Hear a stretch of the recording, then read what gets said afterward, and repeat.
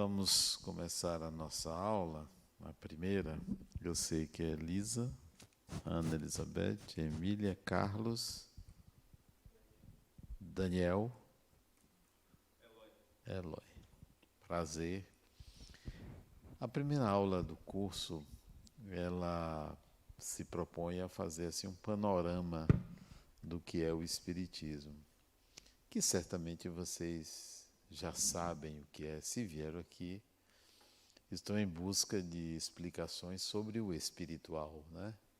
Sobre aquilo que vocês imaginam que seja espírito, mediunidade, reencarnação e todos os temas que envolvem a temática chamada de espírita, né? Mas eu sempre lanço uma pergunta diferente na primeira aula. Quando uma pessoa pergunta o que é isso e aponta para um objeto, quer saber para que serve, né?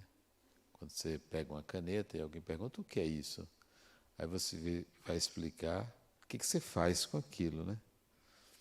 Então, a pergunta que eu lanço para vocês é: para que serve o Espiritismo? Não é o que é no sentido de conceito e de conteúdo. Para que serve? Qual é a utilidade que você dá a isso que você acredita que seja o Espiritismo? Para que serve? Para que serve, Elisa, o Espiritismo? Para nos libertar. Nós somos presos na cadeia. Então, para que serve o Espiritismo? Bora. Para que serve, Elisa? Libertar? Sim, eu estou dizendo. Então, o sujeito está preso lá na cadeia. Não é isso? Então, o que é libertar?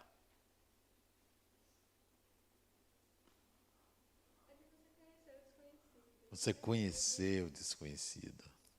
Já que Eloy perguntou que era para ele, para que serve o Espiritismo, Eloy? Tem um microfone para dar ele? Não precisa nem pegar no microfone, Eloy, é só falar. O que serve? Serve para agregar. Que serve para agregar mais conhecimento. Agregar na nossa mais vida, conhecimento na nossa caminhada. na nossa caminhada. E para nos entendermos melhor como espírito que somos. Melhor entender como espírito, ok. Daniel, para que serve o Espiritismo? Me faz lembrar muitas vezes o que eu sou, né? Quem eu sou. Lembrar E quem você é. meu verdadeiro propósito, né? Seu verdadeiro Com propósito. Deus.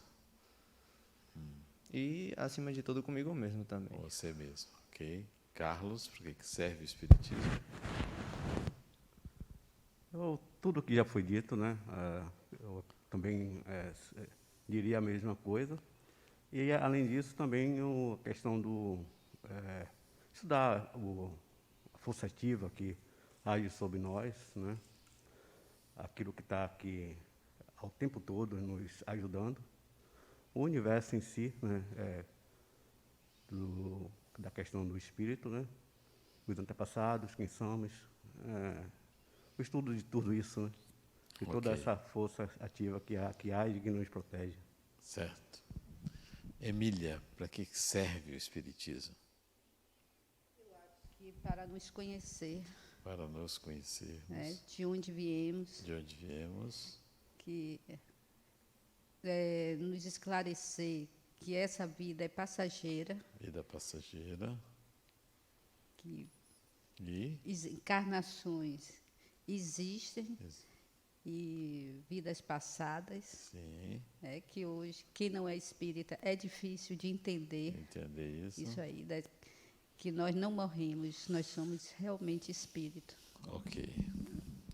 Ana Elizabeth, para que serve o Espiritismo? No meu entendimento, o Espiritismo compreende o entendimento dessa jornada, né, atual, uma jornada passada, jornada atual e a futura, não só a minha, mas de todos aqueles que estão em torno de mim, que interagem comigo e Ok. que fazem com que eu consiga compreender, né? E saber também como investir de uma forma mais amigável numa possível passagem e um possível retorno. Ok. Tudo que vocês disseram não está correto. Ninguém acertou. Vocês têm uma visão arcaica do para que serve o Espiritismo. Vamos ver se a gente consegue atualizar essa visão. Assim como eu coloquei para Elisa, que ela falou que serve para libertar, mas é um conceito vago, né? Muito vago. Qualquer coisa pode servir para libertar. Uma chave serve para libertar. Uma outra filosofia serve para libertar. Então vamos ver se a gente alcança a utilidade do Espiritismo para nós, para você, para mim, para qualquer pessoa. Vocês estão acompanhando os Jogos Olímpicos? Alguém está acompanhando? Ué, né? Vocês já viram o corredor, o saltador, salto em altura? Já viram? Vou lembrar, ele corre na direção do sarrafo, né? Tem um sarrafo a certa altura. Ele corre, corre, corre. Quando chega perto, ele dá as costas e pula de costas. Já viram isso? Fantástico, né? Ele não pula de frente. Ele não se dirige àquela madeira que chama sarrafo para pular de frente. Ele corre, corre, corre, chega a uma certa altura, ele se lança de costas.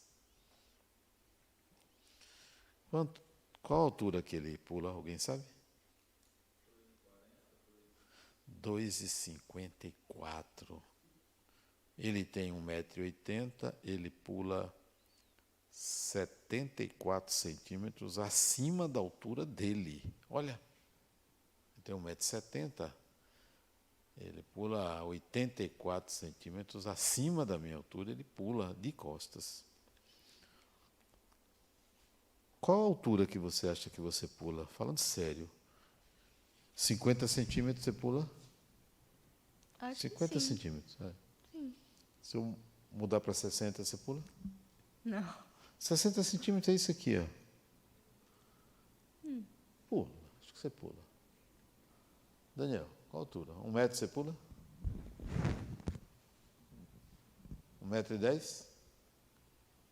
Rapaz, chutando não. Eu já fiz, então 1,80 m foi o máximo que eu consegui. 1,80 m ele pula. Fantástico, né? Ele aumenta a altura. 2 metros você acha que você pula? Não sei. Eloy acha que pula até onde? 1 metro? Pulo mais. Dá para pular mais. Ainda dá para pular Ainda mais. dá para pular mais, né? Dá 70, 80 também. Dá Ok. para. Cláudio? 1,70 m ou 70 Não, 70. 70 centímetros. Emília, você acha que você pula quanto? Acho que até 1 metro dá. Até 1 metro você pula. Elizabeth, você pula.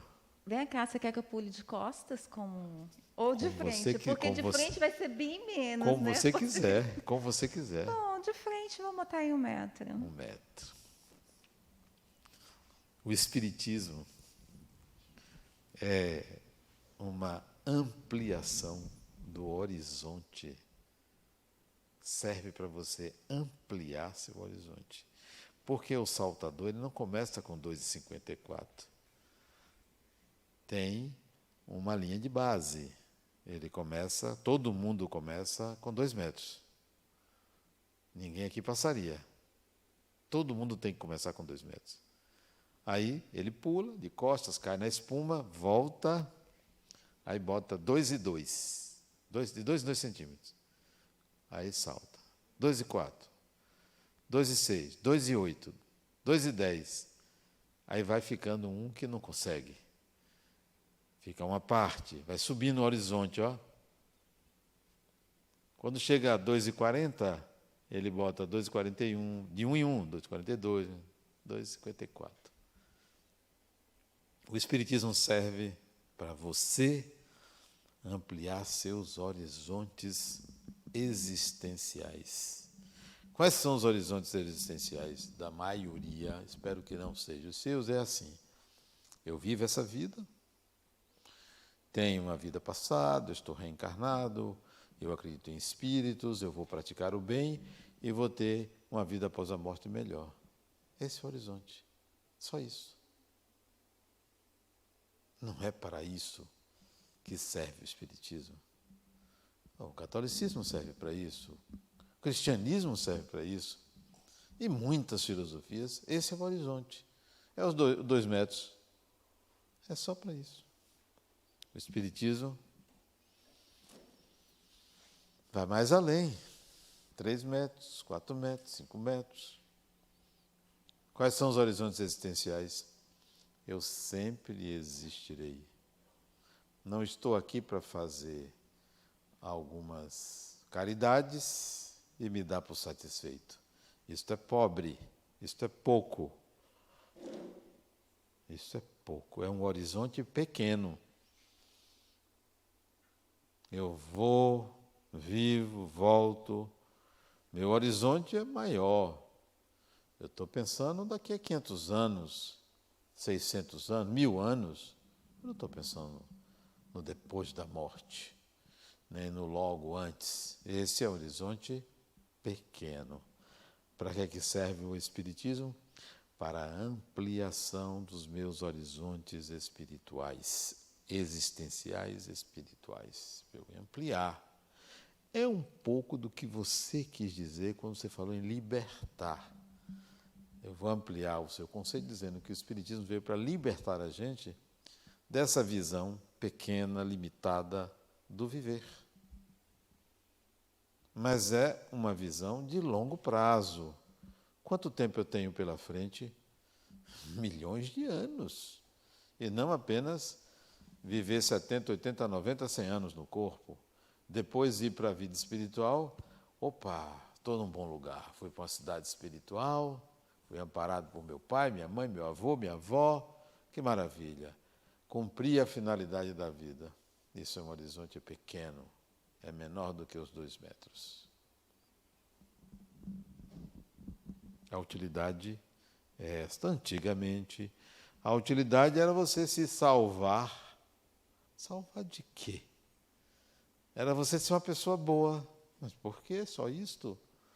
Você tem uma doutrina que descortina uma realidade e você a utilizava de uma forma mística, salvacionista, religiosa, tradicional. Semanalmente você ia ao centro espírita para quê? Para se libertar de obsessores. Um horizonte pequeno, né? Como se viver fosse se afastar de pessoas más. E se fossem seus parentes, seus filhos?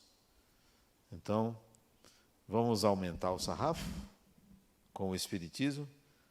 Vamos ampliar o horizonte? Você não está aqui para se salvar. Você não está aqui para resolver essa vida. É muito pouco. Você está aqui para se entender, se resolver e aumentar o sarrafo. Horizonte maior. Para que eu existo? O que é que eu vou fazer nas próximas encarnações? Qual é o meu projeto existencial? Em etapas. Isso é como você entrar na faculdade. Você entra sabendo que você vai se formar, vai trabalhar. A faculdade não é o primeiro semestre. E a gente está usando o Espiritismo para viver o primeiro semestre. Vida após a morte. Pronto, é só para isso. É o ingresso na faculdade. E depois. Então, o Espiritismo serve para você ampliar seus horizontes existenciais e espirituais. Perguntas? Ou não ficou claro? Seu nome? Hã? Camila. Nome da minha filha, mãe de Elisa. Entendeu, Camila? ampliar, sair do lugar comum. O centro espírita não está aqui para você fazer uma caridadezinha e ficar com a consciência tranquila. Olha, ajudei os pobres, eu vou lá para ajudar as pessoas, eu tenho um coração tão bom, eu vou lá para ajudar as pessoas, para abraçar todo mundo, para sorrir, como se fosse isto. Ser espírito é um contínuo. Não é para que você adote uma filosofia de vida concernente à ideia coletiva de que você tem que ser uma boa pessoa. Primeiro que ser uma boa pessoa é obrigação.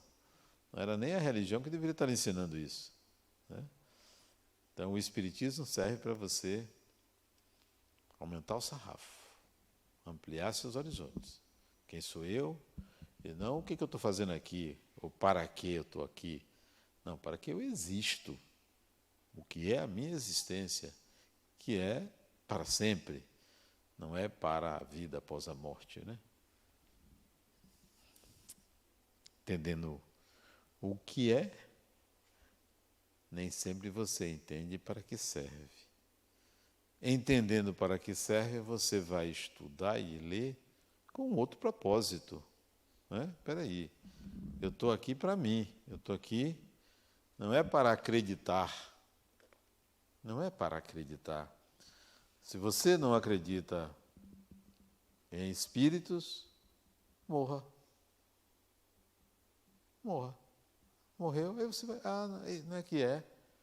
Então, antes de você desencarnar, comece a se perceber espírito, a se ver espírito, né?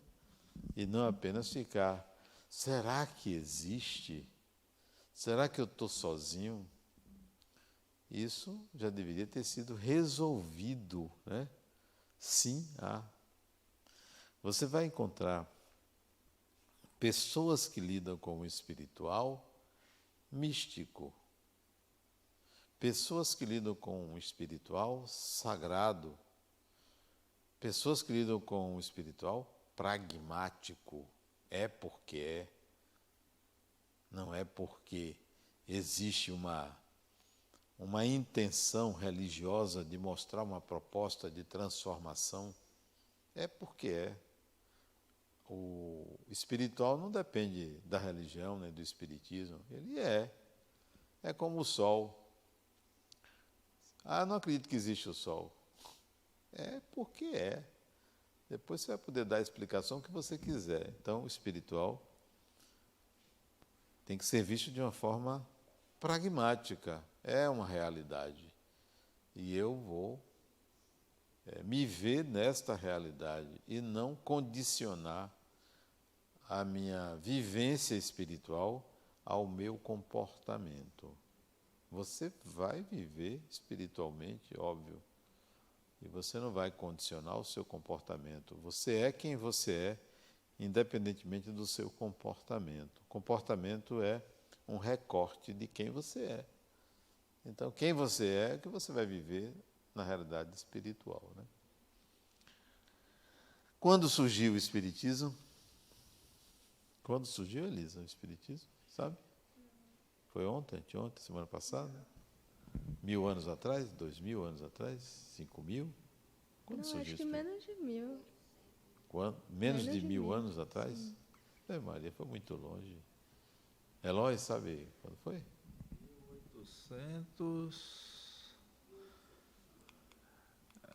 1870 e pouco, 80. 70? Alguma 1870 coisa. e poucos? E o negócio aqui não está funcionando não, né? Cadê, Rodrigo? Como é, Rodrigo?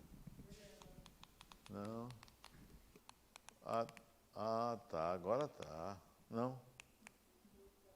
Tá não. O que houve? Ora funciona. Não, talvez seja aqui. Talvez seja aqui, porque nem a luzinha está acendendo, né? Não. Veja aqui que o negócio está embolado. Acho que é a pilha. Teve uma hora que funcionou. Ah, tá. Então, o Espiritismo surgiu há pouco tempo. Agora, fenômenos mediúnicos, fenômenos espíritas, é desde que o ser humano existe. Não é novo.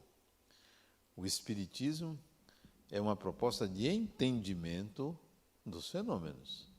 Essa proposta é nova. Fenômenos sempre existiram, desde que o ser humano saiu da fase animal para a fase hominal, a fase humana. Obrigado. Conceito de espiritismo, conceito é aquele ali, ó. Espiritismo é a doutrina, portanto é uma doutrina. Doutrina é um conjunto de conhecimentos que trata, o conteúdo dessa doutrina, trata da origem e do destino dos espíritos e de suas relações com o mundo material. Espiritismo trata do estudo, do conhecimento, de uma possibilidade de entendimento da vida, do espiritual, das relações mediúnicas. Então, é uma doutrina. O Espiritismo serve para ampliar a nossa consciência de ser espírito, espiritual. Essa definição é de 1857, ali, ó, quando surgiu o Espiritismo. Antes daquela data, que é a data de publicação do primeiro livro espírita, 18 de abril de 1857. Ali nasceu a doutrina do Espiritismo. Não nasceram os fenômenos, nem as ideias. As ideias até são antigas, mas foram compiladas, organizadas, consignadas num livro chamado O Livro dos Espíritos. Então, se alguém disser a você que a Bíblia condena o Espiritismo, não está falando a verdade. Por quê? Porque a Bíblia surgiu, o Antigo Testamento, há mais de 4.500 anos atrás, não existia o Espiritismo. O Espiritismo é algo novo. 164 anos, né? Fez em abril. Foi lançado em Paris porque Paris era a capital do mundo. Era a capital da Europa, onde tudo acontecia, tudo que se queria divulgar, era divulgado primeiro em Paris. Como é que surgiu esse livro, chamado Livro dos Espíritos? Foi assim.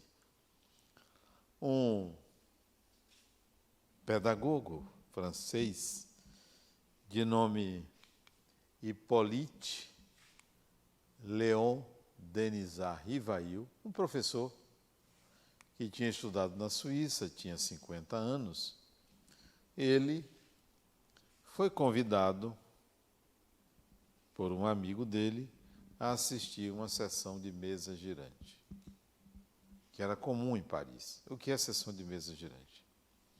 Era uma sala pequena, uma sala do tamanho desses dois pilares, uma sala mais ou menos deste tamanho. Ó, pequenininha, né? Uma sala. Aqui estava a porta de entrada e tinham cadeiras encostadas na parede. Cadeiras de madeira, né? Encostadas na parede. As pessoas sentadas. No meio da sala tinha uma mesinha de madeira. Aquela mesinha que se bota no canto assim, bota um telefone, um jarro. Uma mesinha de canto, né? Uma mesa baixinha, com 3 pezinhos, no meio da sala. As pessoas sentadas em volta. No chão tinha o alfabeto. no chão. De A a Z. No chão tinha os números de 0 a 9. A mesinha aí no centro. Aqui tinha escrito sim, em francês. E ali onde está a Elisa, tinha escrito não, em francês.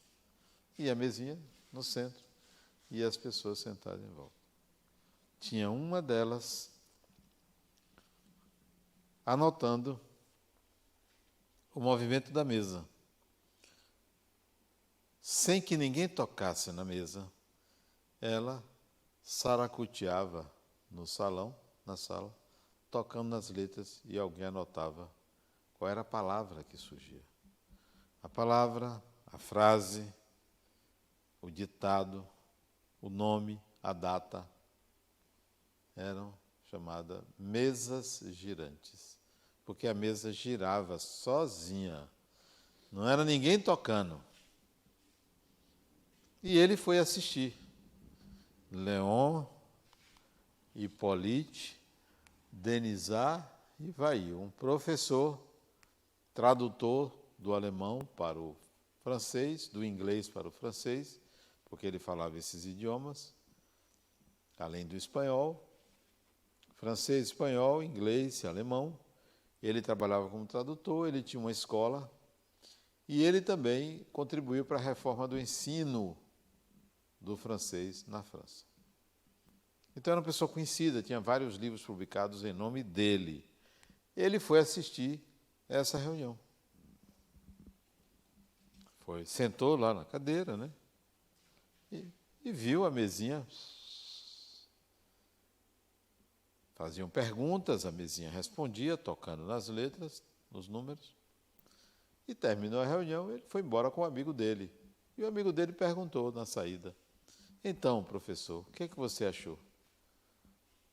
Ele disse: eu não acredito que uma mesa tenha nervos para pensar.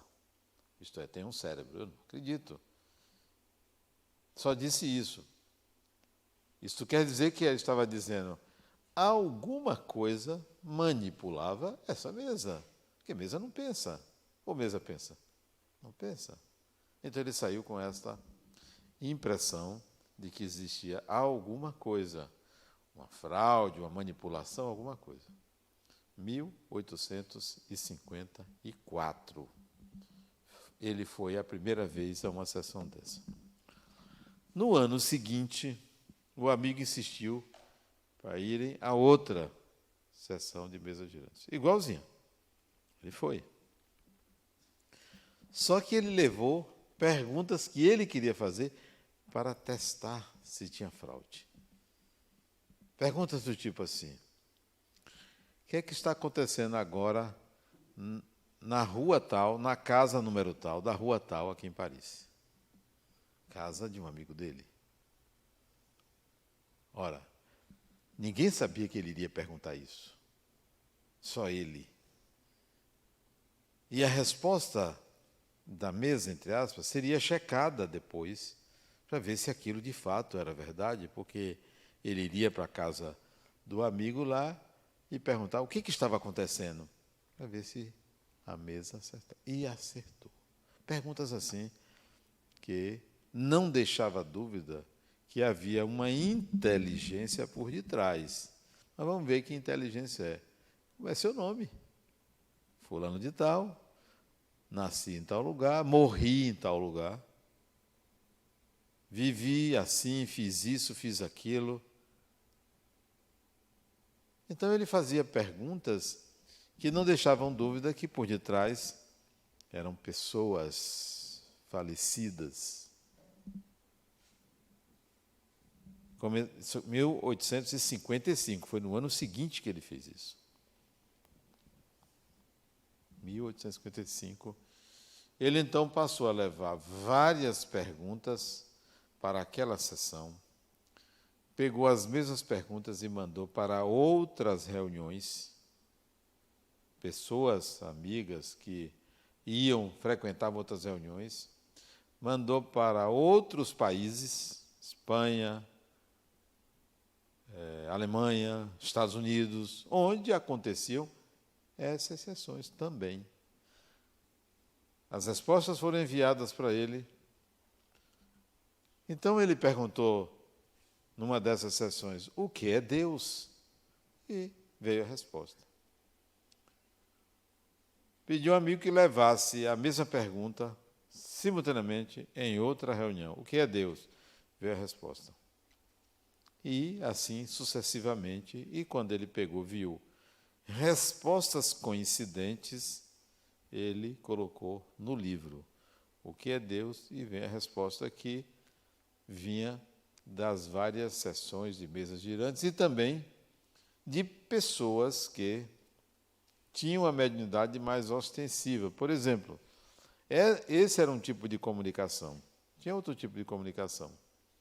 Uma reunião em volta de uma mesa, as pessoas se davam as mãos e no centro da mesa tinha uma cestinha de madeira com uma pena e um tinteiro e papel. E essa cestinha se movimentava sozinha e escrevia. Então, também dessa forma obteve respostas. Depois isso evoluiu para o uso do lápis. O médium, concentrado, respondia pelo lápis.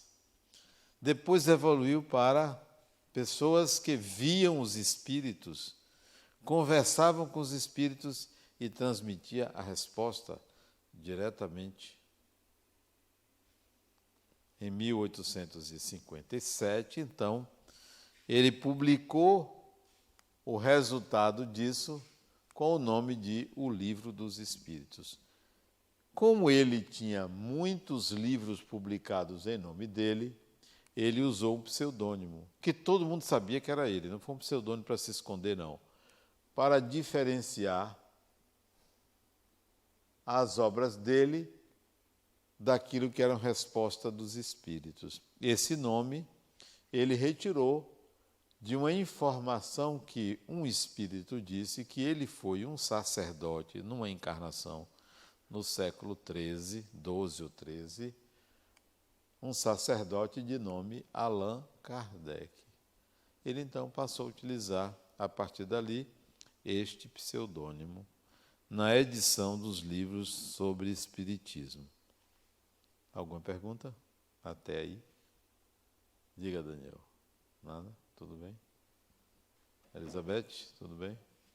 Camila? Eloy? Elisa? É bom assim que o seu nome, todo mundo, né? Emília? Que memória fantástica minha, né? Seu nome, todo mundo. 7 pessoas. Ali nasceu o Espiritismo. Lançou esse livro, foi um sucesso enorme em Paris, todo mundo queria saber, explicar o que acontecia nessas sessões de mesas girantes. O livro esgotou logo. Fez-se uma segunda edição, depois uma terceira edição. O que acontecia nessa época em Paris? Primeiro, o Iluminismo, um movimento que começou século antes, de abdicação da revelação religiosa em favor do direito do ser humano a enunciar o seu conhecimento, vindo da razão. Então, o Iluminismo é um movimento que vem lá do racionalismo cartesiano, século XVII. Penso, logo existo. Minha existência não precisa ser creditada a um ser transcendente, a Deus, ao divino. Se eu penso, eu existo. Então, a existência calcada numa afirmação pessoal. Racionalismo, isso, que vai dar início ao iluminismo, né? Que vai fomentar a Revolução Francesa, os ideais de liberdade, vai anular a ação da Inquisição, vai eliminar os tribunais religiosos, né? As interpretações religiosas. Então, o iluminismo é a ascensão do saber humano em substituição à revelação religiosa ou espiritual. O iluminismo é um golpe na religião. O espiritismo nasce em pleno iluminismo. O espiritismo também nasce na era do positivismo. O que é o positivismo? Um movimento na França, século XIX, 1830, por aí, o nascimento das ciências. Observação, experimentação, método, enunciado, lei, método científico. O positivismo se alastrou pela Europa toda, definindo o que era ciência, saindo do empirismo. O empirismo é o conhecimento popular. O positivismo é o conhecimento científico. Para vocês terem uma ideia da influência do positivismo, a bandeira brasileira tem escrito o quê? Ordem e progresso. Isto é um pensamento positivista. Veio da França essa frase. Ordem e progresso. O espiritismo nasce em pleno positivismo, submetendo-se ao pensamento científico da época. O que é que acontecia também? O marxismo. Uma década antes, 1848, Marx e Engels, expulsos de Paris, vão para a Bélgica e publicam o Manifesto Comunista. Um ode ao trabalhador, mas embutia o materialismo. Afirmava lá, no primeiro parágrafo do Manifesto Comunista, a religião é o ópio do povo, né? Provoca alienação. O espiritismo nasce em meio às ideias marxistas, portanto, contrárias à religião. Iluminismo contrário à religião, positivismo contrário à religião, marxismo contrário à religião. Evolucionismo. O que é evolucionismo? Não, nós não viemos do barro e um Deus soprou o barro e virou o ser humano. Nós descendemos de espécimes animais inferiores. A evolução das espécies. Charles Darwin. Mesma época do Livro dos Espíritos, essas ideias, até um pouquinho antes, o livro surgiu. O livro de Darwin se chamava A Origem das Espécies por Via da Seleção Natural, 1859. Mas as ideias eram da década de 50. O Espiritismo nasce em meio a essas afirmações lógicas, naturais, não religiosas, e vingou. Não foi mais uma seita, não foi mais um conhecimento. Foi um conhecimento que se espalhou pela classe culta de Paris, da Europa, pela classe intelectual. O espiritismo não começou nas classes menos favorecidas, né? Isso é fato. Não digo isso com qualquer valor, né? Apenas como um fato histórico, né? Porque trazia ideias, discussões filosóficas complexas, né, para aquela época. E aí se espalhou por Paris inteira, pela Espanha, Portugal, Brasil, né? Para vocês terem uma ideia, em 1857 foi quando foi editado o primeiro livro espírita. 8 anos depois, aqui na Bahia, já tinha gente se reunindo para estudar o Livro dos Espíritos, em francês. Quem? Intelectuais. Porque o povo nem português sabia nessa época, né?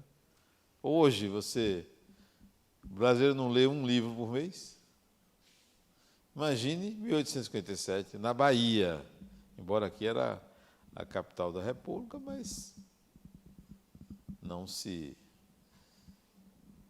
lia, não havia cultura para isso. Os intelectuais estavam, muito menos em francês, né? Aqui na Bahia, em 1865, já tinha um jornal espírita, aqui na Bahia, chamado Eco do Além Túmulo, Eco, né? Ecoa.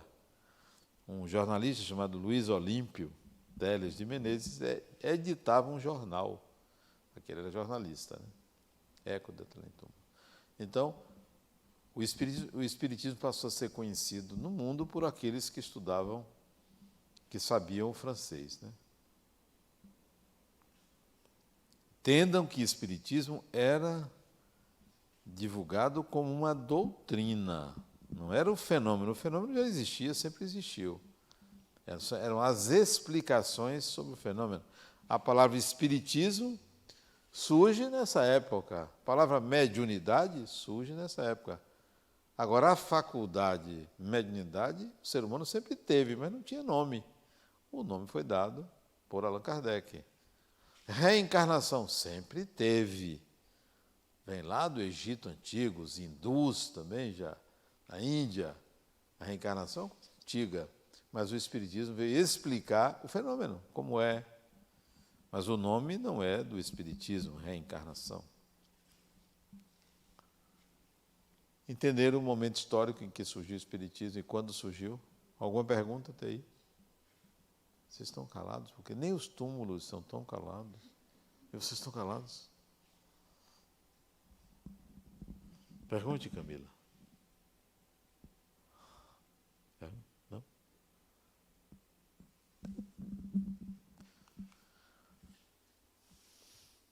Vamos ver o que aconteceu nessa cidade, Hydesville, em Nova York, no estado de Nova York, Estados Unidos. 1848, portanto, antes do Espiritismo surgir. O que aconteceu nessa cidade? Nos Estados Unidos, não era em Paris, não era na Europa, nos Estados Unidos. Nessa cidade pequena, lá em cima do estado de Nova York, quase perto do Canadá. O estado de Nova York vai desde lá o Rio Hudson até lá em cima, né? Estado grande. E lá tinha uma cidadezinha chamada Hydesville. Numa noite, março de 1848, vivia numa casa de madeira uma família, pai, mãe, 3 filhas, quando no quarto de 2 delas, elas ouviram uma pancada dentro da parede. Não era pelo lado de fora. E se assustaram. E as pancadas continuavam. Sentiram a cama tremer. Olha aqui, parecendo filme de terror, né? Mas uma delas pensou assim, eu vou bater para ver se repete. E aí o som veio. Eu vou bater 3 vezes. O som veio. Vou bater uma vez. Então, havia uma ressonância, havia um sincronismo entre o que ela fazia e o que a parede emitia. E aí começou uma comunicação. Uma batida, sim, 2 batidas, não. 3 batidas, letra A, 4 batidas, letra B. Então, elas criaram um alfabeto semelhante à mesinha que tocava na letra. E a pergunta foi, quem é que está fazendo isto? Essas batidas. E as batidas responderam, eu me chamo Charles Rosman. Era um mascate que foi assassinado aqui nesta casa. Os donos da casa, para roubar as mercadorias que eu comerciava, me mataram e me enterraram aqui. Isso se espalhou pela cidade pequena, né? Isso se espalhou. Ganhou notoriedade. A família Fox, as irmãs Fox. Ganharam fama, mas um dia a casa teve que ser demolida, porque uma estrada passaria por ali. fizeram escavações, não encontraram esqueleto nenhum. Então acusaram as meninas de fraude, porque não acharam esqueleto. Só que a demolição da casa não foi feita integralmente. Eles puxavam os pilaretes, né, que sustentavam a casa, para a casa cair. Fizeram escavações antes. Embaixo não tinha esqueleto nenhum. Só que numa das paredes, entre uma madeira e outra, encontraram o esqueleto depois da fama de que elas tinham falseado. O esqueleto foi encontrado, né? Hydesville, então, ficou conhecido como o marco do espiritualismo americano. Como se a partir dali houvesse uma comunicação explícita, clara. O que era antes a explicação para os fenômenos mediúnicos? É coisa do demônio, é fraude, é coisa do demônio. E dessa vez não, eu tenho um nome, eu tenho uma história e pode ser identificado que aquilo de fato aconteceu como foi. Então, daí a importância de Hydesville, né? Ali estão os 5 principais livros do Espiritismo. O Livro dos Espíritos, dos Espíritos, porque Allan Kardec, Hippolyte Léon Denis Rivail, não considerava que era dele, porque ele só elaborou as perguntas, as respostas não eram dele. Por isso que é o Livro dos Espíritos. São 1019 perguntas, 1019 respostas. Né? 1857. 4 anos depois, 1861, Allan Kardec publica o Livro dos Médiuns, um guia para quem usa a mediunidade. O que é a mediunidade, o que é ser médium, quais são os tipos de mediunidade, quais são os tipos de médiuns, como lidar com a obsessão, o que são os espíritos, quem são, como vivem, o Livro dos Médiuns. Em 1864, aí aconteceu um fato grave, a publicação deste livro, o Evangelho de acordo com o Espiritismo, o Evangelho segundo o Espiritismo. Qual é o fato grave? Uma doutrina nova, 1864, em 7 anos, se arvora a explicar o Evangelho. Algo que era privilégio da Igreja Católica, privilégio dos protestantes.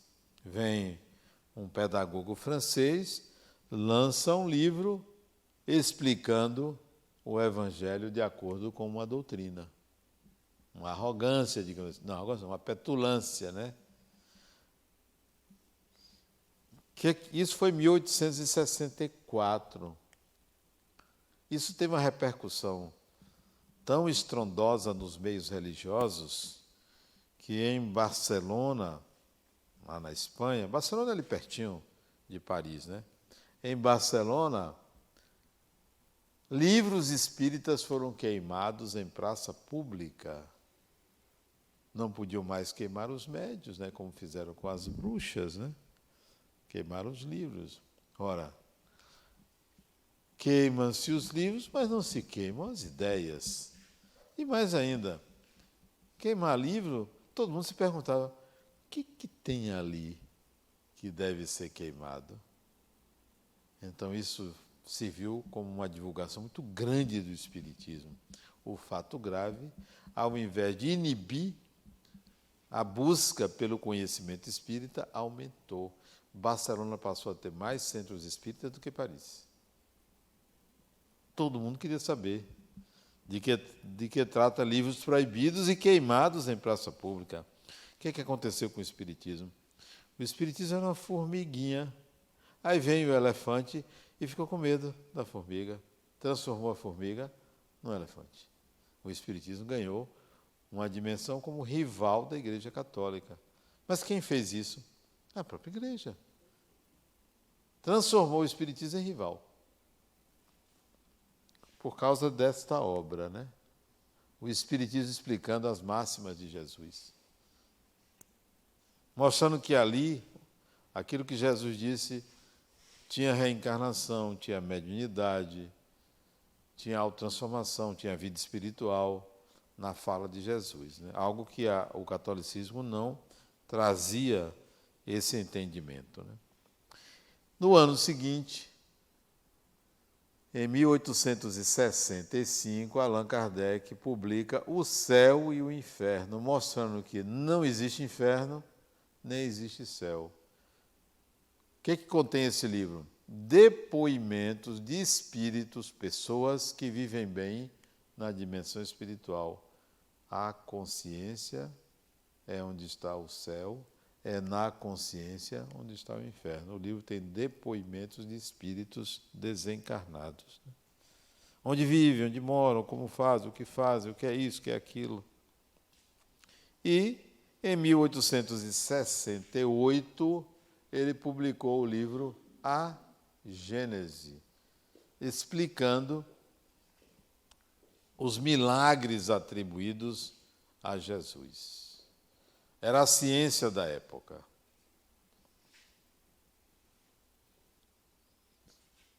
Allan Kardec nasceu em 1804,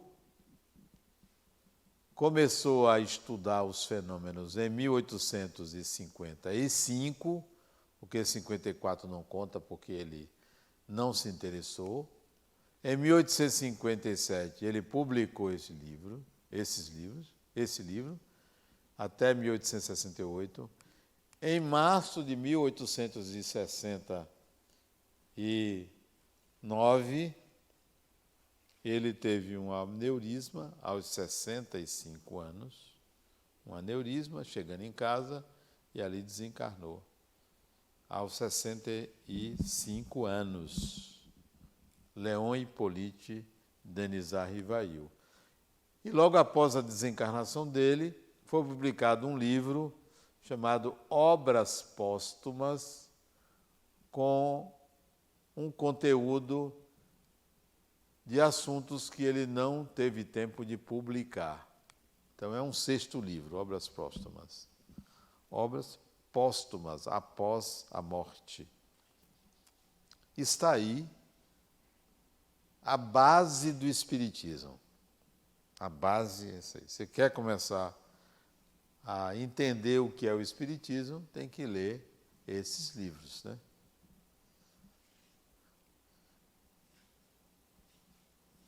Não precisa ler todos, não. Basta ler 2 vezes todos.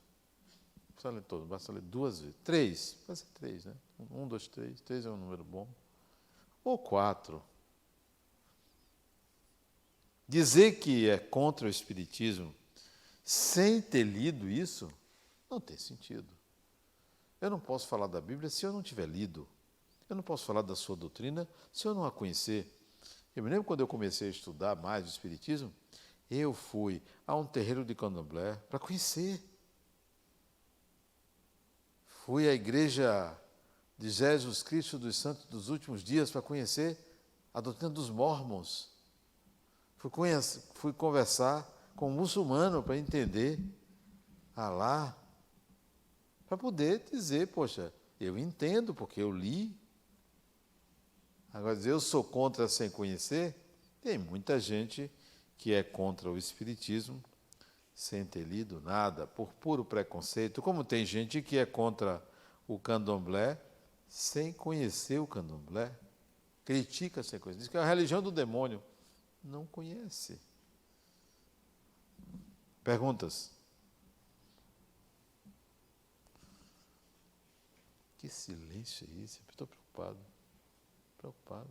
Vocês estão doentes? Como é? Deu um nó na garganta. Ah, é o Covid. É o Covid? Diga, dona Emília. Não, Emília sabe. Emília quer perguntar.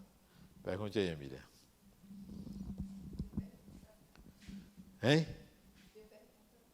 Ela não tem... Isso já é uma pergunta, sabia?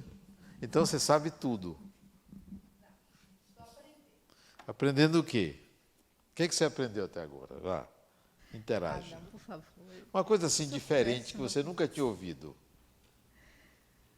Você sabe, quando me faz essas perguntas, foge tudo. Como é? Não entendi, não. Foge. Parece que dá um branco assim, quando volta para eu falar. É? Fica com vergonha. Mais Para ou outras menos coisas você é sem vergonha. Para isso. Ah, tá. Entendi. Não se pergunta, não. Elisa, Deu pergunta. para entender muito bem. Você tem pergunta? Carlos.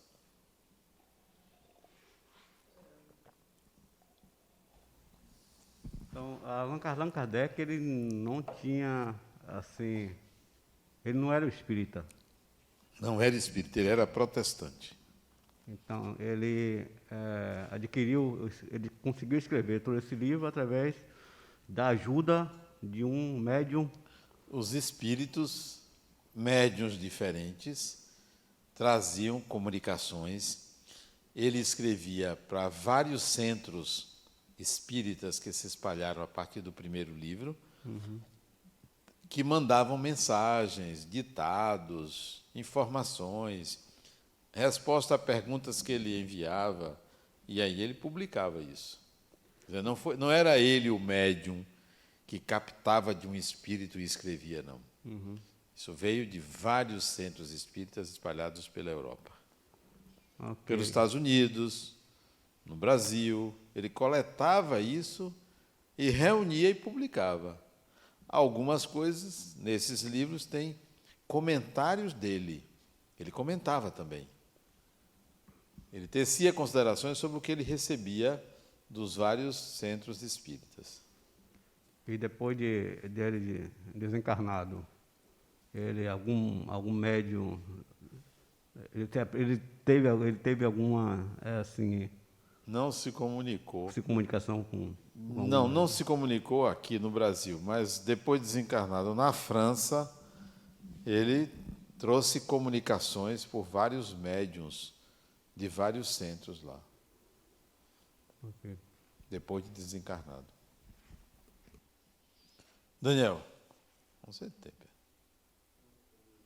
Eloy, com certeza. Rapaz, eu estou entre doutores. Todo mundo sabe tudo, rapaz. Eu estou pensando que, poxa, vão aparecer muitas perguntas. Eu até disse, Elisa, não me faça perguntas difíceis, não é? Tudo me faça perguntas fáceis, as difíceis você faz a sua mãe, né? Estou vendo que não tem. Camila tem alguma pergunta? Camila tem. Tem, Camila? Uma dúvida que você tem, assim, vá. Sobre qualquer assunto espiritual. Na verdade, não é uma dúvida. Eu parei para pensar no surgimento do Espiritismo, que tem um teor abstrato, dentro de um momento científico de positivismo e de excesso de racionalidade, Exatamente. de objetividade. Exatamente. Então, o abstrato entra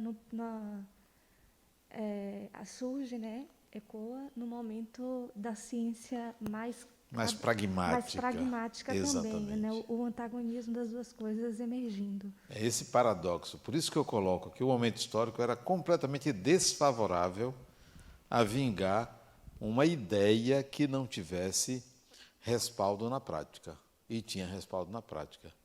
Porque, em que pese as pessoas terem aqueles conhecimentos, viviam em contato com o fenômeno em casa, né? Então, peraí, eu posso ter a filosofia que for, mas eu estou sentindo, estou vivendo isso, a mediunidade, né?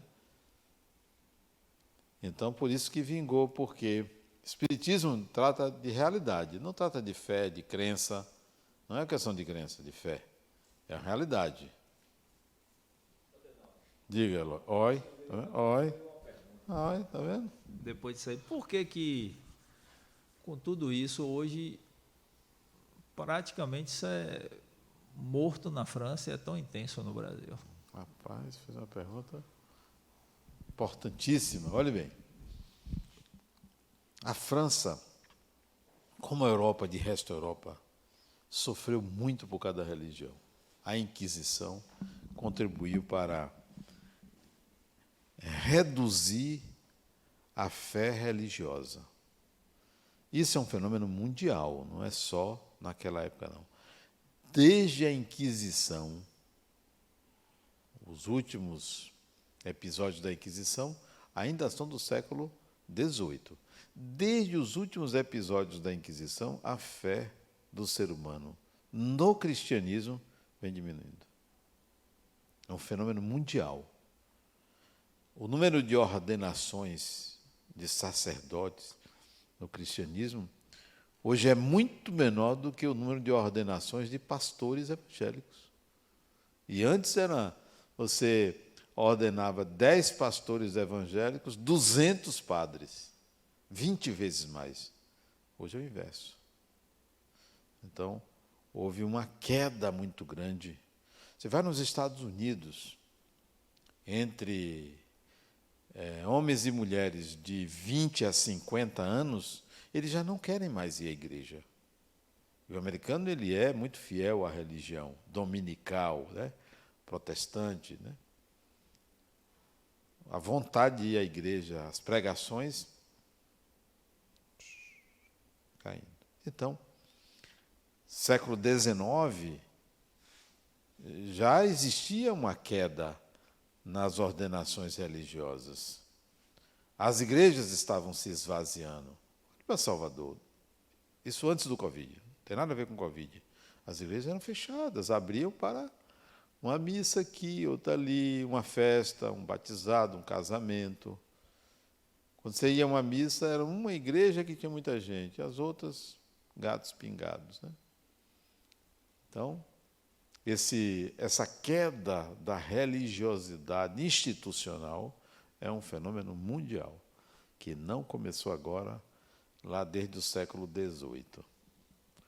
Então, o Espiritismo chega em meio a uma França que não aceitava muito a religião.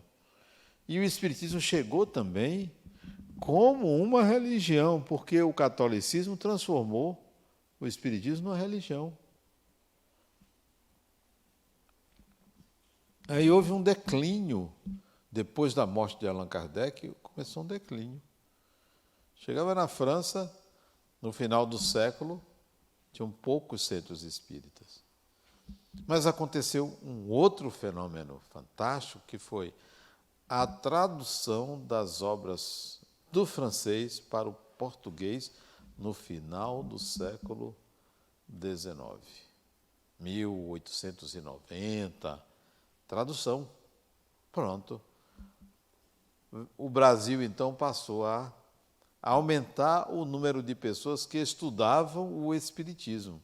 Foi como se houvesse uma mudança. Vamos nos mudar para o Brasil? E chegou aqui, o Espiritismo só tem crescido. Mas o crescimento do Espiritismo não é em quantidade, para a gente não pensar que eu estou falando só em quantidade. Em penetração na cultura popular das teses espíritas. Se você pegar o brasileiro hoje, 80%, isso não é chute, que hoje, esse número ele é da década de 90, 80% do brasileiro diz: eu acredito em reencarnação. Católico, protestante. Mais de 90% diz: não, espíritos existem. Então, as teses espíritas, elas estão disseminadas na sociedade, não só por força do movimento do espiritismo como instituição, graças ao cinema, filmes. Você pega um filme como Ghost, todo mundo assistiu, né? Vale mais do que 1000 palestras, um filme como aquele. Sexto Sentido. Então, as teses espíritas, elas se disseminam no mundo, não é só no Brasil. Agora, por que no Brasil? Salvador tem menos de 300 igrejas, Salvador. Centros espíritas tem 210. Isso antes da pandemia, tá? Pode ser que tenham fechado. 1.150 terreiros de candomblé. Que tal? A religião predominante como instituição é o candomblé, que não é espiritismo, não nasceu do espiritismo, é uma religião de matriz africana, né? Veio lá, século XVI, 1539, com as primeiras expedições de escravos, o candomblé veio para cá, né? Por que o espiritismo vingou mais no Brasil? O Brasil hoje tem quase 10 mil centros espíritas. Salvador tem uma rua que tem 3. Uma rua. Salvador. O Brasil tem quase 10 mil centros espíritas. É o país espírita. O espiritismo hoje é uma religião brasileira. Brasileira. Você vai nos Estados Unidos hoje, como eu já fui fazer palestras em vários estados americanos, é para brasileiros. Você vai na Alemanha, para brasileiros. Você vai na França, para brasileiros. O segundo país do mundo que tem mais centros espíritas é Portugal. Tem 120. Salvador tem mais do que Portugal inteira. E tem 120 por causa da língua. Você vai na Alemanha, tem 20. Na Suíça, tem 8, 10. Os Estados Unidos é que tem um pouco mais, talvez 100 e poucos centros espíritas. Tudo de brasileiros. A religião é a moda brasileira. Por que o Brasil se tornou o país espírita, mais espírita? Por causa do DNA, negro e índio. O DNA. É o único país do mundo que o DNA é a mistura de 3 raças, 3 etnias. O branco, o europeu, o negro africano e o índio brasileiro. Essas 3 etnias se misturaram, por isso que todo mundo tem um pé na cozinha, na área de serviço, em tudo quanto é lugar. Tem ninguém puro, o brasileiro não é raça pura. É a mistura de 3 etnias. Como a mediunidade está no sangue negro africano, a prática mediúnica é diária, constante. Você tem isso no seu DNA, eu tenho, você tem, eu tenho. Ora, vem o Espiritismo, a doutrina mediúnica. A mediunidade está à flor da pele do brasileiro. Todo mundo sente um arrepiozinho, tem uma sensação de, será que tem alguém aqui? Vai ver na Alemanha se ele tem essa... Tem nada. Nem passa pela cabeça. Porque não está no sangue, não está no DNA, não está no corpo. É sensorial a mediunidade. Por isso que o Espiritismo vingou no Brasil. E vieram para cá a tradução dos livros. Quando chegou no século XX, aconteceu um outro fenômeno, que aí alastrou o Espiritismo pelo Brasil. Qual foi o fenômeno? Francisco Cândido Xavier disseminou o Espiritismo a partir dos anos 30 do século passado. Livros, 410 livros. Todo dia psicografando, todo dia. Vários autores. É raro você encontrar uma pessoa que em casa não tem um livro espírita. E de Chico Xavier. Então, o fenômeno do mineiro Francisco Cândido Xavier serviu para popularizar o espiritismo, avançando além do declínio religioso. Né? Independentemente do declínio da religião, o espiritismo avançou. E isso não tem outro jeito, porque o espiritismo se apoia nas leis da natureza. Não é porque eu penso que existe, não. É da lei da natureza. Se apoia nas leis da natureza. Anda no ar.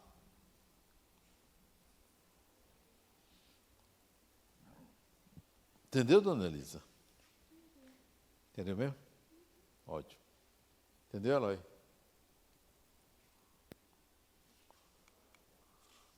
Conceitos básicos do Espiritismo. Primeiro conceito básico do Espiritismo é o conceito de Deus. Conceito de Deus.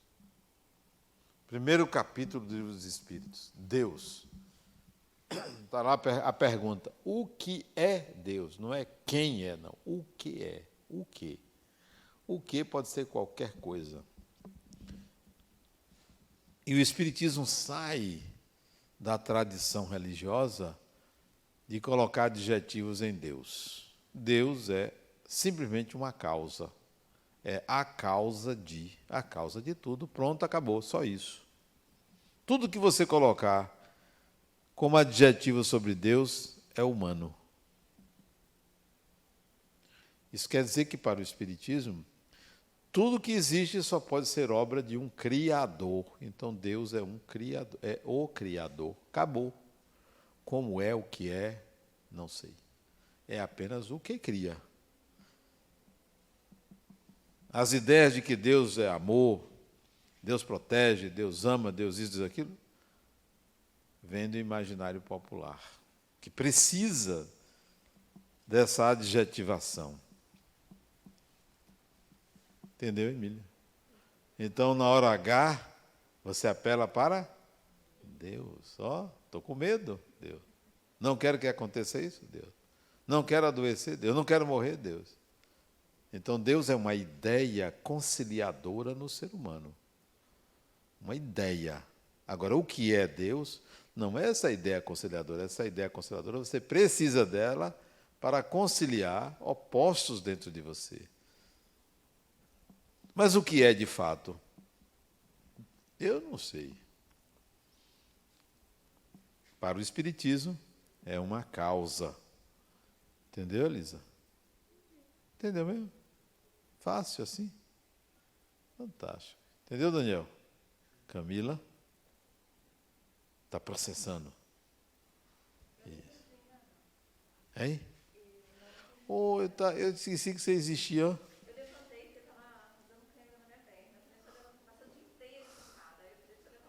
Ah, tá. Você entendeu, Elizabeth? Não, eu preciso entender melhor. Melhor, né? A próxima aula é sobre Deus. A aula 2 é só sobre Deus. E a pessoa que vai falar do assunto, ó, sabe tudo. Ave Maria. Ave Maria, sabe tudo. Eu não sei quem é não, mas sabe tudo. Deus, causa primeira de todas as coisas. Inteligência suprema, isto é, Criador. Não é homem, não é mulher, não sei o que é, não é isso, não é aquilo. É apenas a resposta à pergunta de como tudo isso começou.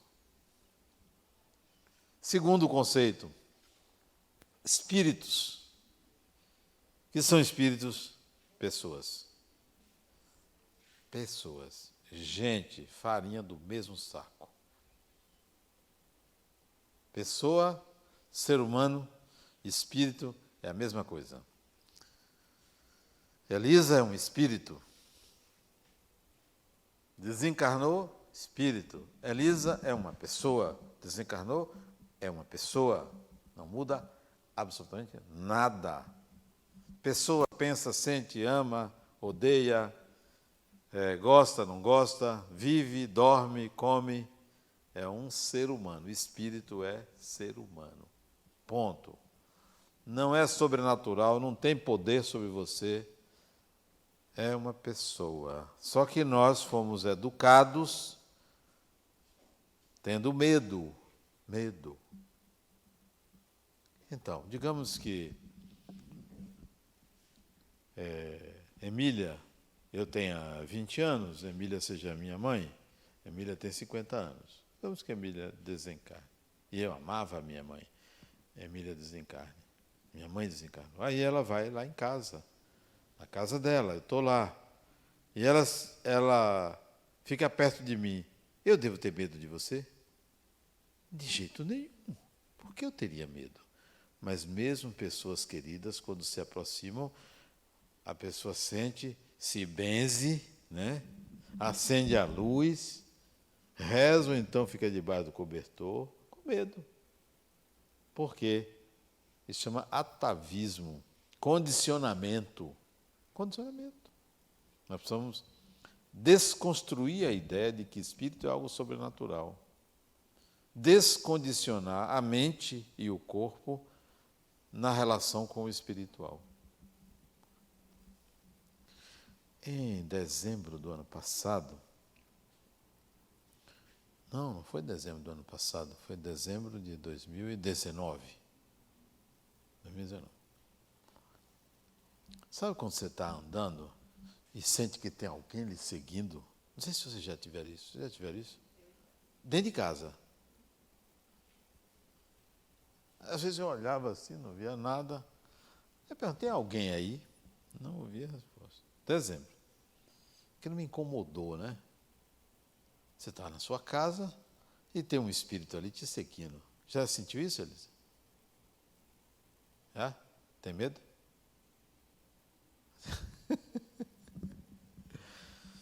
Quando foi em janeiro, princípio do ano, eu me irritei porque eu fui para o meu quarto, né? E estou sentindo que a pessoa entrou no meu quarto. Espera aí, intimidade, né? Sua casa. Mas quem está aí? Eu sentei numa mesinha que tem no meu quarto, né? Onde eu escrevo. Quem está aí? E parece que a pessoa estava na minha frente, né? Eu sentado na minha frente. Quem está aí? E eu ouvi a palavra mãe. Disse, não é minha mãe. Não é minha mãe. Minha mãe desencarnou em 98. Não era minha mãe.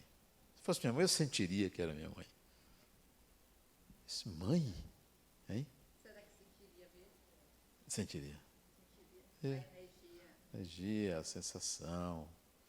De amor? Não é só de amor, não. Minha mãe era fogo, sergipana, baixinha. Eu sentiria logo. Minha mãe queria mandar em tudo, né? Então, se ela aparecesse para mim, ela vai querer mandar em mim. E aí, mãe. Aí eu me lembrei que nos anos 80, olhe bem, eu tinha um amigo chamado Elzio Ferreira de Souza, ele era promotor, depois procurador do Ministério Público. Ele me deu um livro de presente chamado Mãe. Eu desci, fui na minha biblioteca, na minha casa, e peguei o livro, um livro fininho, chamado Conversas com a Mãe. E aí, quando eu abri o livro, eu vi, sou eu. O livro foi escrito por uma francesa chamada Mirra Alfassa. O nome dela, na verdade, era Blanche Raquel, quer dizer, a branca Raquel, Blanche Raquel Mirra Alfassa. Ela era filha de egípcios turcos que migraram para a França. O pai era banqueiro e ela era artista, né?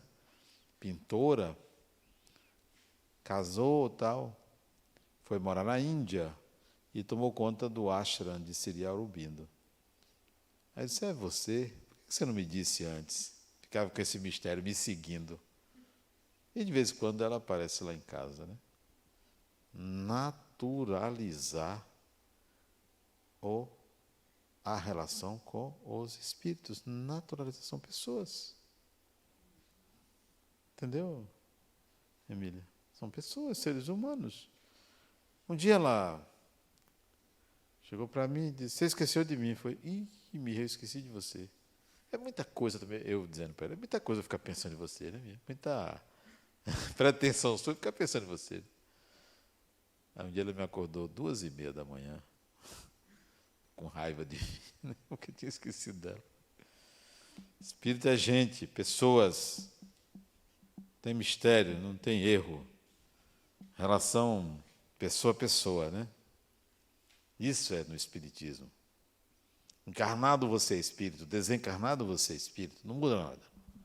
Terceiro conceito. Imortalidade, sua imortalidade. Continuidade do eu. Contínuo. Lembra do sarrafo? Ampliação dos horizontes. Não vou ficar preocupado com depois da morte. Estou preocupado com o viver, que você nunca cessa de viver. Nunca cessa. Nunca cessa. Não tem saída. Eu vou me matar. Tá? Você está vivendo. Eu vou fazer um bocado de coisa para merecer. Não é assim, não funciona. Não é barganha, não. Ou você é ou você não é. Você é aquilo que você é capaz de fazer. Você é aquilo que você integrou como habilidade.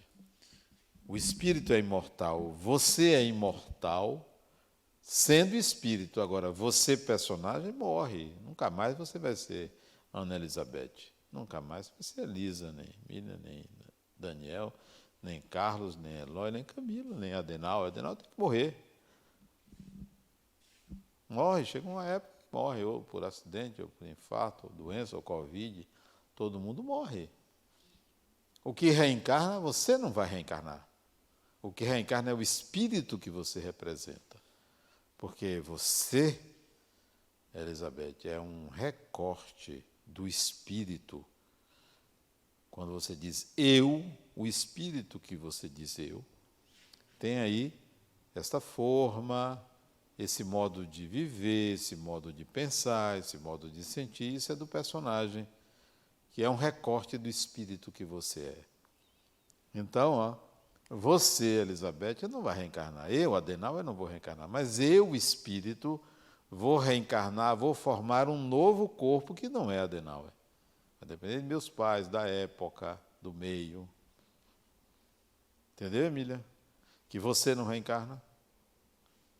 Entendeu, Carlos? Que você não reencarna. Carlos não reencarna. Carlos morre. Daniel um dia vai morrer.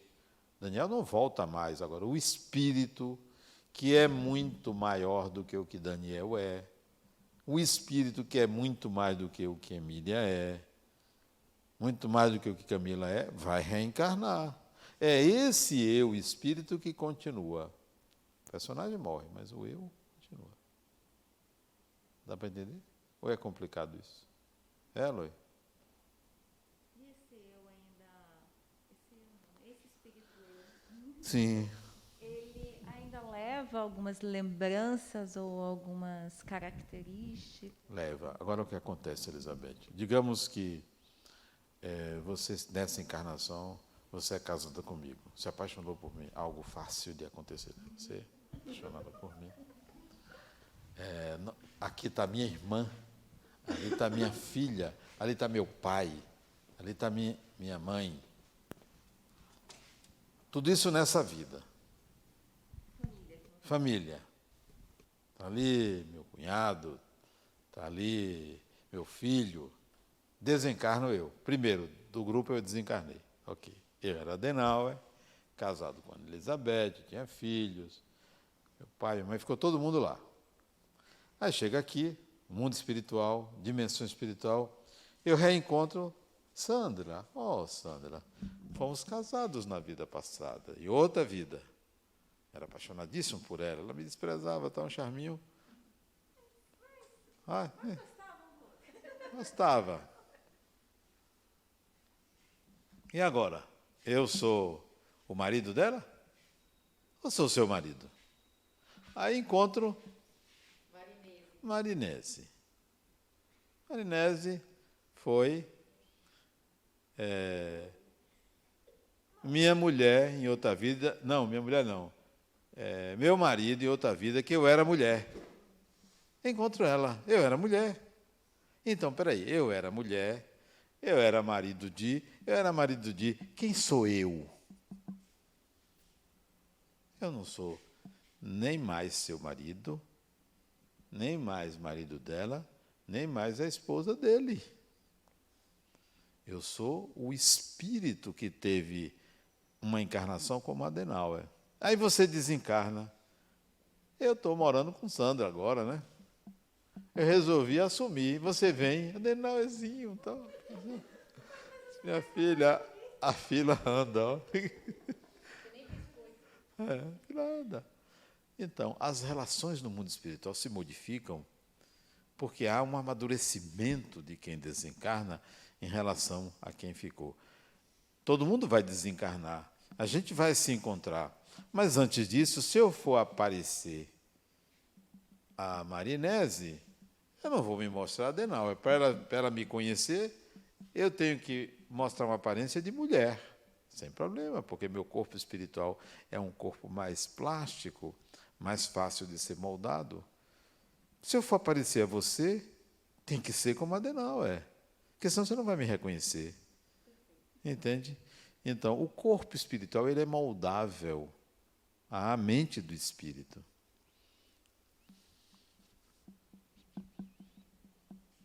Próxima encarnação, nós nos gostamos, né? Somos espíritos afins, vamos programar. Elisa, você vai ser minha mãe. Camila, você vai ser minha esposa, ou meu marido, se a minha reencarnação for num corpo feminino. Eloy, você vai ser meu irmão, e por aí vai. As relações se modificam. Não é sempre a mesma coisa. Então, modifica-se as posições, mas a família permanece por afinidade? Ou não. Ou não? Eu posso reencarnar. Vamos lá. Essa era a nossa família. Sim. Eu vou reencarnar. Não é mais Adenal, eu vou reencarnar como mulher. Fernanda. Eu quero nascer filha de Sandra. Mas Sandra tem outros planos. Tem outros planos. Não, Adenal, não. Adenal, não. Eu não quero ter filhos? Não quero ter filhos. Epa, eu tenho que procurar outra mãe. Aí vamos dizer que você vai ser minha mãe na próxima encarnação. Você nasça primeiro, depois eu vá. Só que eu sou uma pessoa que você detesta. Nessa relação foi uma relação ruim. Eu era seu marido, batia em você, maltratava, era alcoólatra, alcoolista. E aí, vou programar minha reencarnação. Eu vou querer nascer de novo. Agora, eu quero que ela seja minha mãe. Você vai querer esse filho? Você vai querer esse filho? Mas será que eu tenho escolha? Hein? E será Claro! que eu tenho escolha? Então, quer dizer, se eu quiser nascer lá na Suécia, você acha que uma mãe sueca vai querer um brasileiro lá, todo atrapalhado, que batia em mulher e tal? Não é o caso, não, viu? É mais fácil eu apanhar da minha mulher do que bater. Esse é um exemplo. Você acha que em qualquer lugar você vai poder escolher? Você pode escolher dentro de certos limites, quem quer. Quem quer? Quem é que vai querer um marginal? Você vai querer ter um filho? Diga um aí, famoso aí, marginal. Lázaro. Você vai querer ter como filho na próxima encarnação? De jeito nenhum, não tem nada a ver com você. Não, quero não. Nenhum filho, nenhum esposo do irmão? Nada, você não quer, não faz parte de você, não tem nenhuma afinidade, então não é uma escolha livre de qualquer pessoa. Entende? Interessante. É claro que todo mundo vai querer reencarnar comigo, né? Todo mundo vai querer. Outro dia uma mulher veio aqui, Adenal, você já programou a próxima encarnação? Vamos voltar juntos? Criatura, vamos ver se você preenche os requisitos para voltar junto comigo. Qual é o principal requisito, Adenal? Olha, tem que gostar de estudar. Ela disse, não, eu gosto. Tem que ter um entendimento do espiritual. Não, isso eu aprendo. Tem que ser rica. Porque eu não vou casar com uma mulher pobre, eu quero casar com uma mulher rica, como Jung fez, que era a terceira maior fortuna da Suíça, para eu poder estudar, né? Desenvolver ideias. Não quero casar com uma mulher pobre, isso é pré-requisito. Não sei, então, está fora. Você vai enriquecer, na próxima encarnação ser rica, para se encontrar comigo e me escolher, né? Agora, você está falando isso de forma de brincando? Não, estou falando sério. Poxa, que brincando, eu estou aqui para brincar. Estou falando sério. Peraí, você iria querer casar com um homem pobre ou um homem rico? Seria melhor que fosse rico. Todo mundo é assim. Eu só estou sendo claro. Não, porque assim, do jeito que você está falando assim, parece mesmo que você está fazendo uma escolha. Mas é isso mesmo. Eu vou traçar um perfil, né, da mãe, da esposa, dos filhos. Por exemplo, você quer ter, pretendo. digamos que você queira ter filhos. Sim. Aí se encontra comigo e eu digo, olha, eu não quero ter filhos. Você é apaixonado por mim, mas você quer ter filhos. O que você dá mais valor? A paixão comigo ou a ser mãe? A ser mãe. Então você vai dizer, Adenal, até logo. Sinto muito, vou Sinto procurar muito. uma outra pessoa que queira ter Pois é, filho. é assim mesmo. Na vida real, nessa aqui é assim que Mas na vida funciona, espiritual ué. não tem diferença, somos seres humanos. Gente, como isso é bonito, como isso é interessante. Então, você, querendo, Elizabeth, entre na fila, preenche um formulário. Deixa o currículo. Deixa o currículo. Vamos lá. Evolução. O espírito, você, eu, sempre evoluímos. Desencarnou, não dá para você reencarnar no animal. Animal não tem córtex cerebral. Córtex cerebral é o humano, que é capaz de imaginar, de ter ideias. Então, o corpo humano não se acopla no organismo animal. Sempre evolui. Toda encarnação é um processo de aprendizado, de integração de habilidades para que o espírito evolua. O que é evoluir? Integrar habilidades. Para quê? Para ampliar os horizontes existenciais.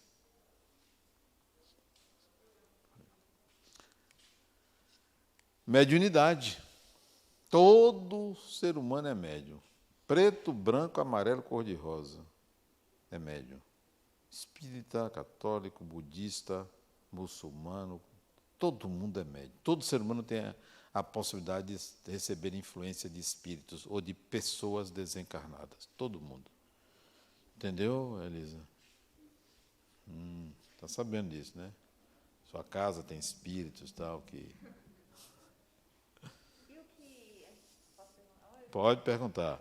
Agora, o negócio abriu a porteira.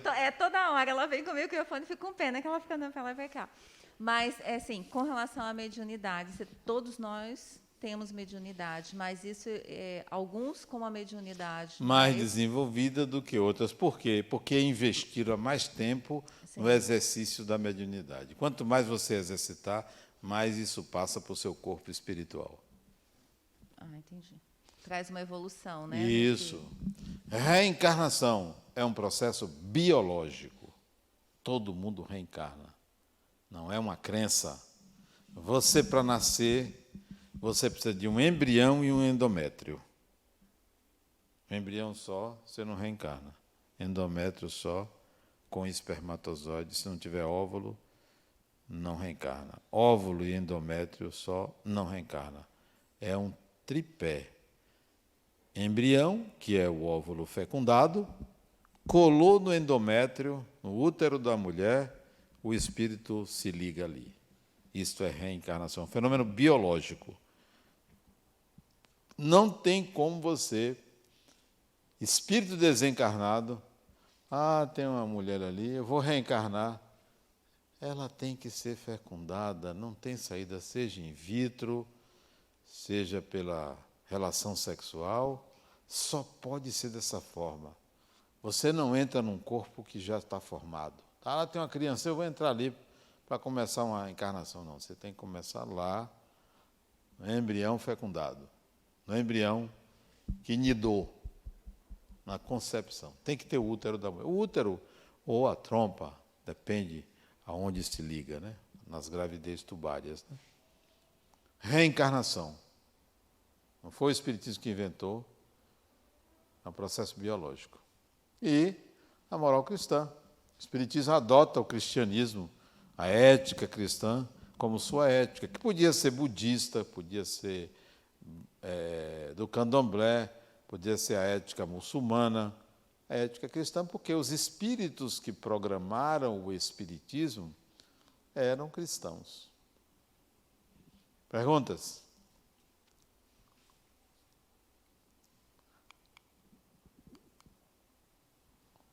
Aquilo ali é muita coisa, não vou explicar, não. Perguntas?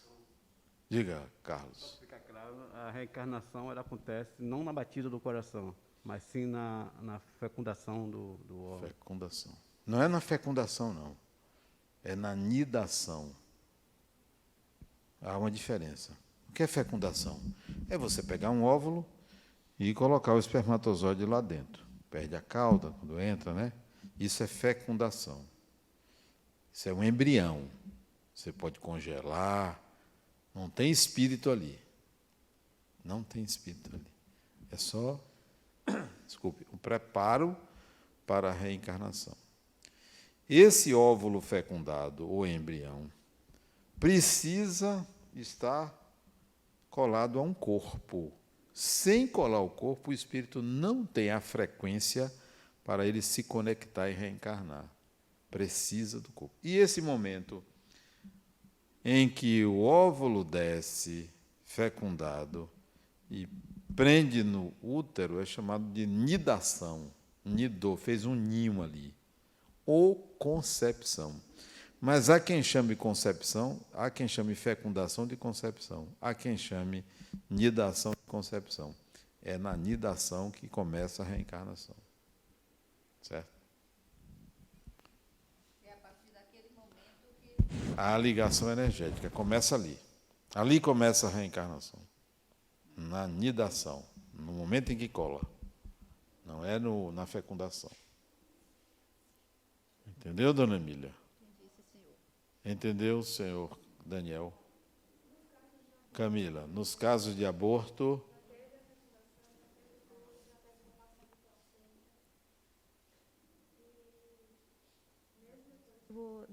da gestação já tem iniciado, acontece alguma malformação e tem o caso do aborto. Não existiu, então, a reencarnação ali ainda, ou o espírito desistiu de alguma coisa e não desenvolveu? o espírito pode iniciar uma reencarnação e desistir e ter um aborto natural. Pode haver nidação e não ter espírito. Chega a um ponto que o corpo não se forma, forma uma massa disforme e há um aborto natural. Nem sempre aquele corpinho que está se formando ali tem um espírito. Geralmente tem, mas tem casos que não tem. Tá? Bom, gente, vamos ficar por aí. Vou passar para a Laísa. Agradeço a vocês terem me ouvido. Tudo que eu disse, vocês vão ter muito mais nas 20 aulas, nas 19 aulas que vêm por aí. Tá? Qualquer dúvida, você pergunte às pessoas que saberão respondê-las. Tá bom? Obrigado. Até uma próxima.